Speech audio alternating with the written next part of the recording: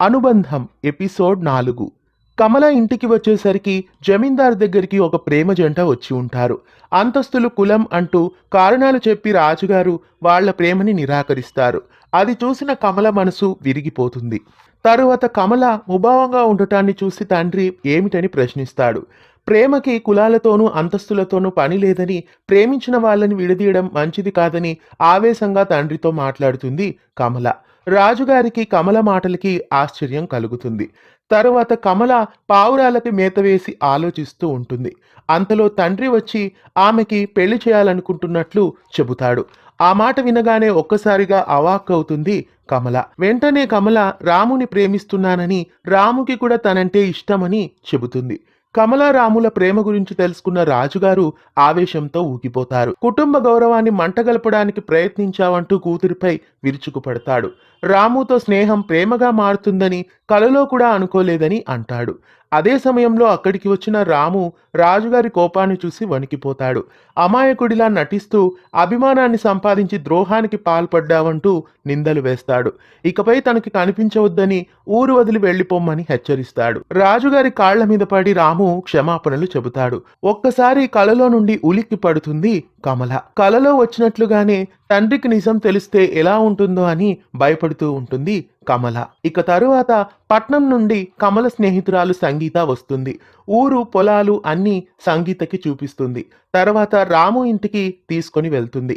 కమల రాముతో చనువుగా ఉండటం ఓ కంట సంగీత గమనిస్తూ ఉంటుంది. ఇక పూజారి రాము ఇంటికి వచ్చి రాజీవ్ ఫోటోని చూపిస్తాడు. పట్నంలో అబ్బాయి వ్యాపారం చేస్తున్నాడని, రాజు పద్మని ఇష్టపడుతున్నాడని ఆలోచించుకొని అభిప్రాయాన్ని చెప్పమని అడుగుతాడు. సిగ్గుపడుతూనే పద్మ రాముకి సమ్మతాన్ని తెలియజేస్తుంది. ఇక రాజుగారి ఇంటికి వెళ్ళిన రాము కమల నోరు తీపి చేస్తాడు. చెల్లికి పెళ్లి కుదిరిందని ఆనందంగా చెబుతాడు. అంతలో అక్కడికి వచ్చిన రాజుగారు విషయం తెలుసుకొని సంతోషించి కమల రాముల పెళ్లిళ్ల ప్రస్తావన తెస్తాడు. దానికి కమల రాము ఇద్దరు నీళ్లు నములుతారు. ఇక కమల స్నేహితురాలు సంగీత తన ప్రేమ కథ గురించి కమలకి చెబుతుంది. కిషోర్ అనే వ్యక్తిని తను ప్రేమిస్తున్నానని, పెద్దల అంగీకారంతోనే తన పెళ్లి జరగబోతోందని, ప్రేమ విషయంలో పెద్దల దగ్గర ఆలస్యం చేయకూడదని తల్లిదండ్రులతో తన ప్రేమ గురించి చెప్పి ఒప్పించుకున్నానని చెబుతుంది. అలా వాళ్ళిద్దరూ సరదాగా ముచ్చట్లు పెట్టుకుంటారు. అలా స్నేహితురాళ్ల మధ్య ఓ ప్రేమ గీతం వికసిస్తుంది.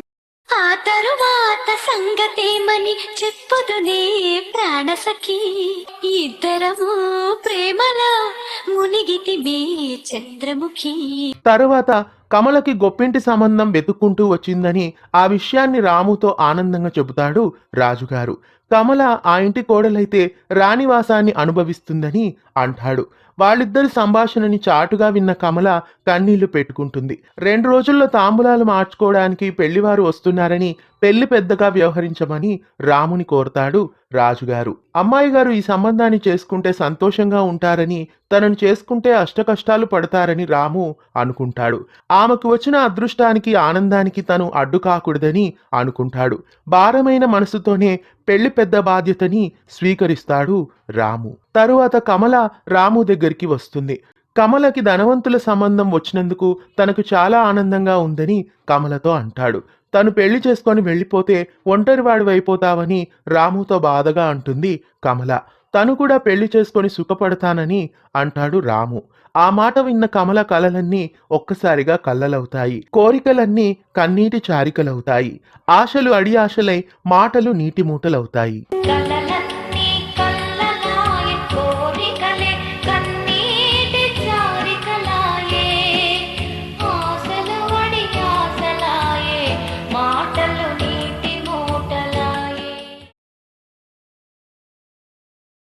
బదులే కోరని పవిత్ర బంధం ఇది, అన్నా చెల్లెళ్ళ అనుబంధం అనుబంధం.